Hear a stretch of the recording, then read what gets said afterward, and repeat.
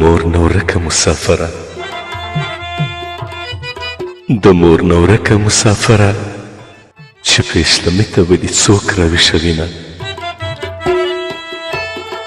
چې ګرده مرده میاشت ختمیږي زما لالۍ به روزې نیم خوړلی وینه روزه خو بیا په وطن راغله خاورو ته تللي خلک بیا کله راځي نه او سوپ اسلامي ځوانان ویده دي سوپ اسلامي ځوانان ویده دي خوند یې لګیا دي اور په غنو بلوینه